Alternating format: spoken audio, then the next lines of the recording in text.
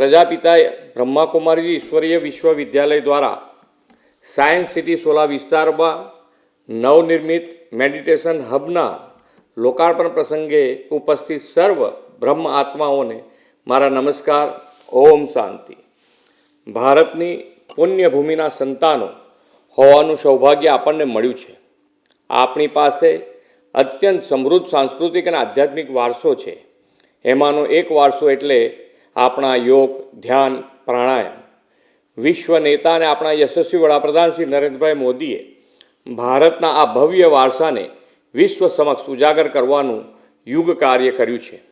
આખી દુનિયાને યોગનું મહત્ત્વ વડાપ્રધાનશ્રીએ સમજાવ્યું અને UN દ્વારા 21મી જૂને વિશ્વ સ્તરે આંતરરાષ્ટ્રીય યોગ દિવસની ઉજવણી શરૂ થઈ છે. યોગના માધ્યમથી વડાપ્રધાનશ્રીએ સમગ્ર વિશ્વને સર્વજન સુખાયનો મંત્ર આપ્યો છે. બ્રહ્માકુમારીઝ દ્વારા નવું મેડિટેશન હબ શરૂ થયું છે.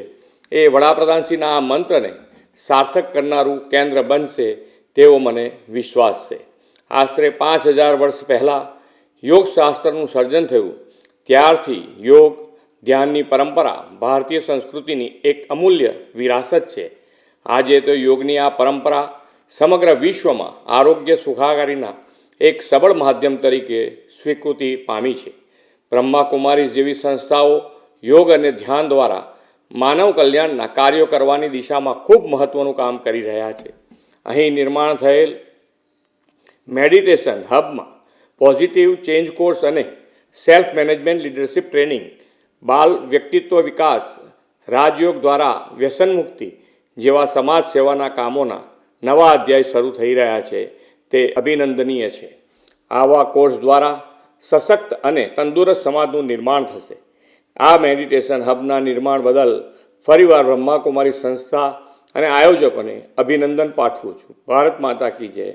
વંદે માતરમ. જય જય ગરવી ગુજરાત. ઓમ શાંતિ.